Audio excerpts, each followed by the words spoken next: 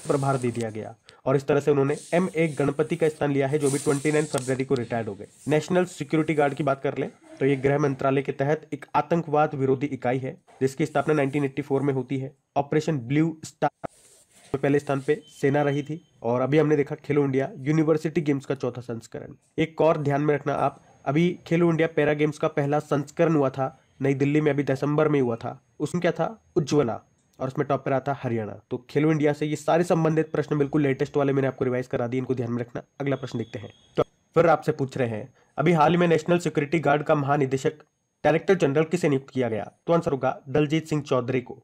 तो अभी दलजीत सिंह चौधरी को नेशनल सिक्योरिटी गार्ड का डायरेक्टर जनरल बनाया गया है। अब आप लोग कहोगे कि अरे दलजीत सिंह चौधरी, ये तो वर्तमान में सशस्त्र सीमा बल के डायरेक्टर जनरल है, अभी कुछ समय पहले ही बने थे। तो हाँ, वो याद रखना, सशस्त्र सीमा बल के डायरेक्टर जनरल है, पर अभी उन्हें नेशनल सिक्योरिटी गार्ड का भी अतिरिक्त प्रभार दे दिया गया और इस तरह से उन्होंने M.A. गणपति का स्थान लिया है, जो भी 29 फरवरी को रिटायर्ड हो गए। नेशनल सिक्योरिटी गार्ड की बात कर लें तो ये गृह मंत्रालय के तहत एक आतंकवाद विरोधी इकाई है, जिसकी स्थापना 1984 में होती है, ऑपरेशन ब्लू स्टार के बाद में। उसके अलावा मैं आपको बता दूं कि राष्ट्रीय सुरक्षा गार्ड कर्मियों को ब्लैक कैट भी कहा जाता है। इसका मुख्यालय आपको नई दिल्ली में मिलेगा और ये सारे नाम मिलते जुलते हैं और इंपॉर्टेंट है, नए अपॉइंटमेंट ध्यान में रखना।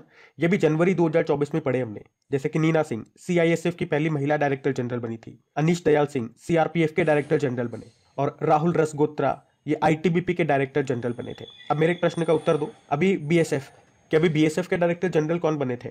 आंसर होगा नितिन अग्रवाल बने थे। तो है ना सारे इंपॉर्टेंट पॉइंट्स, इनको ध्यान में रखिएगा। अगला प्रश्न देखते हैं।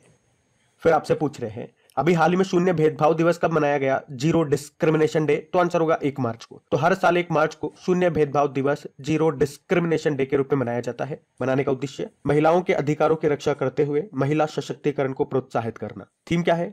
हर किसी के स्वास्थ्य की रक्षा करना, सभी के अधिकारों की रक्षा करना। आपको बता दूं, पहली बार इस दिवस को हमने 2014 में मनाया था। अच्छा, वैसे 1 मार्च को एक और हम दिवस मना रहे हैं, विश्व समुद्री घास दिवस। और ये इंपॉर्टेंट इसलिए भी है थोड़ी, क्योंकि 2023 में ही हमने इसको मनाना शुरू किया, तो इस बार ये इसका दूसरा संस्करण है।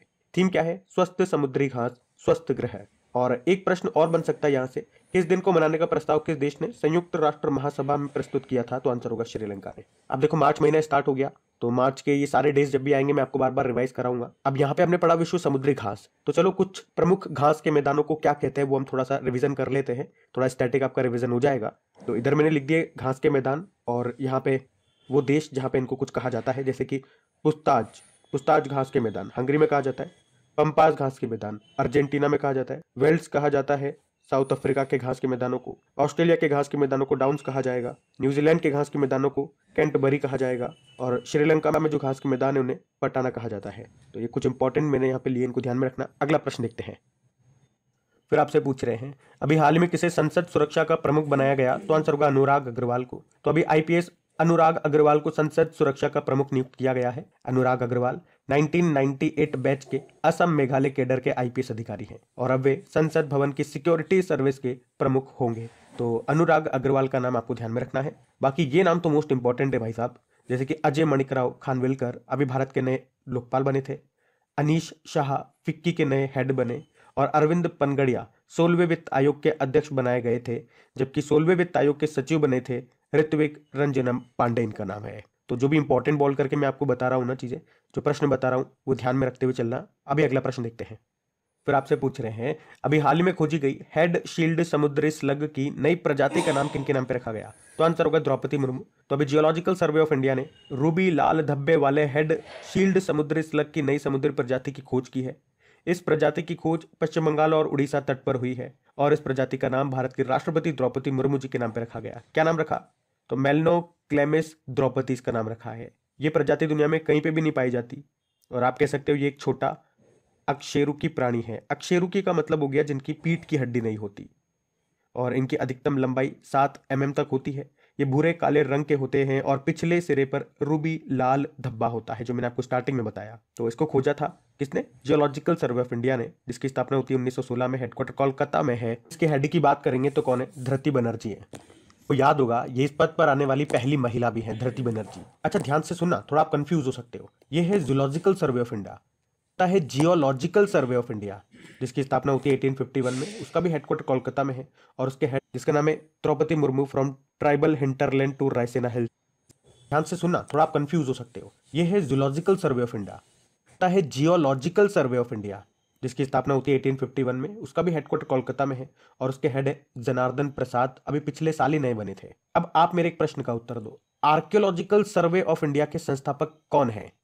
ये बड़ा महत्वपूर्ण प्रश्न मैंने आपसे पूछ लिया, जो कि कई बार एग्जाम में पूछा जा चुका है। बाकी द्रौपदी मुर्मू जी से आपको याद आएगा। अभी सूरीनाम का सर्वोच्च सम्मान जिसे कहते हैं grand order of yellow star, ये इनको मिल चुका है, अभी मिला था पिछले साल ही।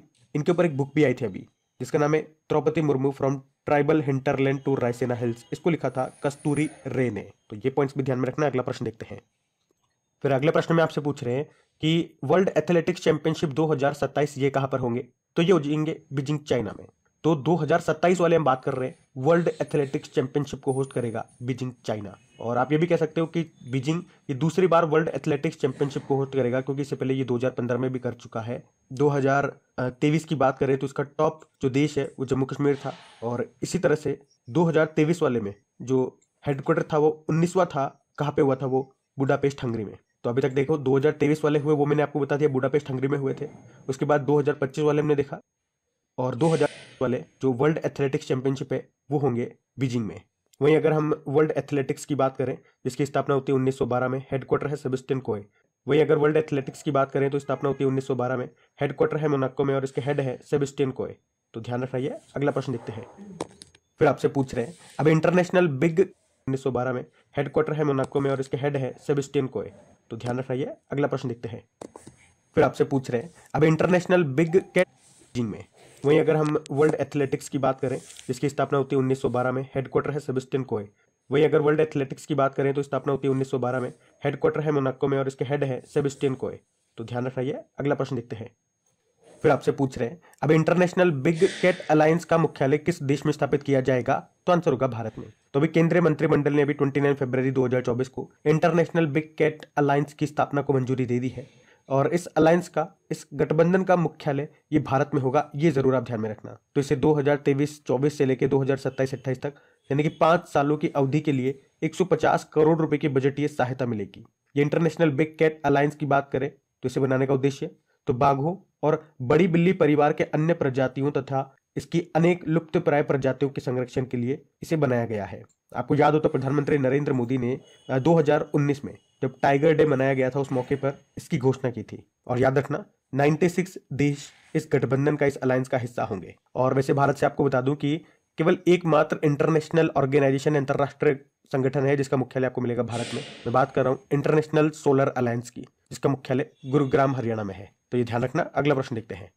फिर आपसे पूछ रहे हैं अभी हाल ही में 14वें इंडिया डिजिटल अवार्ड्स में किसे startup of the year award से सम्मानित किया गया? तो आंसर होगा ओएनडीसी। ओएनडीसी मतलब open network for digital commerce. तो इसे अभी 14वें इंडिया लिटिल अवार्ड्स में स्टार्टअप ऑफ द ईयर से सम्मानित किया गया। और ओएनडीसी को यह सम्मान भारत में डिजिटल कॉमर्स के लिए अपनी तरह का अनोखा ओपन नेटवर्क विकसित करने के लिए दिया गया है।